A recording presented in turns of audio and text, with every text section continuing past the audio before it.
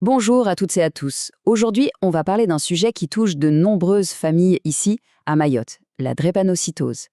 L'idée, ce n'est pas de faire un cours compliqué, mais plutôt de proposer un guide simple, avec des informations claires et des conseils pratiques pour aider à mieux vivre avec cette maladie au quotidien. Cette phrase, elle dit tout. Voir son enfant avoir mal, c'est une des choses les plus difficiles pour un parent. Et avant d'aller plus loin, il est important de le reconnaître. Les parents font déjà un travail immense. Ressentir cette peine, cette fatigue, c'est tout à fait normal. 1 sur 633, ce n'est pas juste un chiffre. À Mayotte, ça veut dire qu'un nouveau-né sur un peu plus de 600 naît avec la drépanocytose. Ça montre que cette maladie n'est pas quelque chose de rare ou de lointain. Non, elle fait partie de la réalité de nos communautés, de nos familles. Et c'est justement pour ça qu'il est capital de bien la comprendre pour bien réagir. Alors, voilà le chemin qu'on va parcourir ensemble. D'abord, on va poser les bases sur la drépanocytose à Mayotte. Puis, on verra comment la maladie fonctionne et surtout, quand il faut agir en urgence. On parlera ensuite du quotidien, de comment soutenir son enfant, mais aussi de comment se soutenir soi-même en tant que parent. Et on terminera sur les aides qui existent et sur une note d'espoir. Allez, on commence par le commencement, la drépanocytose à Mayotte. On sait que c'est une maladie génétique fréquente ici, mais le mot le plus important, c'est gérable. On va voir ce que ça signifie exactement. Pour faire simple, la drépanocytose, c'est une maladie du sang qui se transmet par les gènes des parents. Elle touche une chose bien précise, l'hémoglobine. L'hémoglobine, c'est un peu le transporteur d'oxygène de notre corps, à l'intérieur de nos globules rouges. Et c'est là que le problème se situe. Et là, l'image est très parlante. À gauche, un globule rouge normal. Il est bien rond, souple, il se faufile partout sans problème dans les vaisseaux sanguins. À droite, un globule rouge drépanocytaire. Lui, il a une forme de croissant, de fossile. Il est dur, rigide et un peu collant. Le gros souci, c'est que ces globules en forme de faucille peuvent s'accrocher les uns aux autres et créer des bouchons dans les petits vaisseaux. C'est ça qui bloque la circulation du sang et qui provoque les crises de douleur très fortes. D'accord, on a vu ce qu'est la maladie. Maintenant, une question que beaucoup de parents se posent, comment est-ce que ça se transmet? Et surtout, quels sont les tout premiers signes chez un enfant qui doivent alerter? C'est un point vraiment essentiel. Pour qu'un enfant ait la maladie, il doit recevoir le gène de la drépanocytose de son père et de sa mère. Si les deux parents sont ce qu'on appelle des porteurs sains, c'est-à-dire qu'ils ont le gène mais ne sont pas malades, alors à chaque grossesse, il y a une chance sur 4 que l'enfant soit malade. Alors, chez les enfants, il y a des signes à surveiller. Une jaunisse, c'est-à-dire la peau et le blanc des yeux qui restent jaunes, même après les premières semaines. Une pâleur, une fatigue qui ne ressemble pas à celle d'un enfant qui a juste beaucoup joué. Un ventre qui paraît gonflé, des fièvres fortes qui reviennent souvent, et bien sûr des pleurs très intenses qui arrivent d'un coup et qui semblent être causées par une douleur vive. Si on observe ces signes, il ne faut pas hésiter à consulter un médecin. On aborde maintenant une partie absolument capitale. Il y a des moments où il ne faut pas juste consulter, il faut agir en urgence. Savoir reconnaître ces signes peut vraiment faire toute la différence. La question est donc, quels sont les signes qui ne doivent jamais être pris à la légère? Ce qui signifie qu'il faut aller à l'hôpital tout de suite ou appeler le 15 ou le 112. Dans ces cas-là, on n'attend pas, on n'essaye pas de gérer à la maison, on agit. Les voici.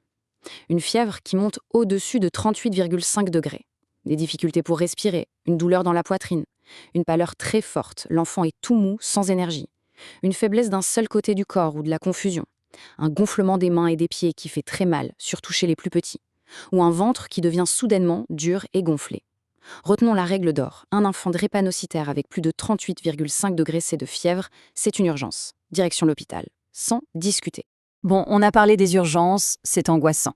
Mais heureusement, le quotidien n'est pas fait que de ça. On peut faire beaucoup de choses simples, tous les jours, pour prévenir les crises et aider l'enfant à avoir la meilleure qualité de vie possible. Quels sont ces gestes clés? Le premier, le plus important, l'hydratation. Il faut proposer de l'eau à l'enfant très souvent. Ensuite, suivre le traitement donné par le médecin à la lettre, donner l'acide folique, les antibiotiques tous les jours. Être bien à jour sur tous les vaccins. Et enfin, éviter ce qui peut déclencher une crise, le froid, les gros changements de température ou un effort physique trop intense. C'est un ensemble de petites habitudes qui forment un grand bouclier de protection. Soigner le corps, c'est une chose, mais il ne faut jamais oublier l'esprit. La maladie peut être une source de stress, d'anxiété pour l'enfant, mais aussi pour les parents, et c'est tout aussi important d'en prendre soin.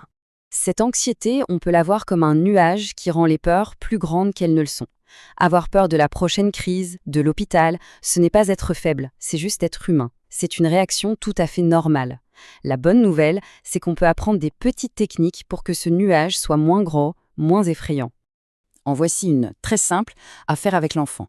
On l'appelle l'exercice du ballon dans le ventre. On lui dit « Imagine qu'il y a un ballon dans ton ventre ». Ensuite, on va le gonfler tout doucement en prenant de l'air par le nez. On sent le ventre qui monte. Puis, on va faire sortir l'air tout doucement par la bouche, comme si le ballon se dégonflait. On le fait 5 fois. C'est un petit jeu qui aide vraiment à retrouver son calme, par exemple avant d'aller chez le docteur. On arrive à notre dernière étape, et c'est un message très important. Personne ne devrait avoir à traverser cette épreuve seul. À Mayotte, il existe des structures, des associations, des gens prêts à aider. Il ne faut pas rester isolé. Alors, vers qui se tourner? Le centre hospitalier de Mayotte, le CHM, est bien sûr le premier contact pour tout ce qui est médical. Il y a aussi des associations comme Mayotte DREP Action qui sont là pour informer, écouter et partager des expériences entre familles. Pour un soutien psychologique, la maison Oupara Makini peut aider les enfants. Et sachez qu'il y a même une ligne d'écoute au CHM accessible tous les jours. Et on termine sur ce message qui est un message d'espoir. Grâce au dépistage qui est fait à la naissance et avec un bon suivi médical régulier et sérieux, une bien meilleure qualité de vie est possible. Un enfant atteint de drépanocytose peut grandir, aller à l'école, jouer et rêver à son avenir comme tous les autres enfants. Pour finir, on peut tous se poser cette question, quelle petite action est-ce que je peux faire, à mon niveau, pour soutenir une famille concernée? Parfois, ça peut être simplement de partager une information juste, d'offrir une oreille attentive sans juger. Chaque petit geste compte pour construire une communauté plus solidaire et pour briser l'isolement.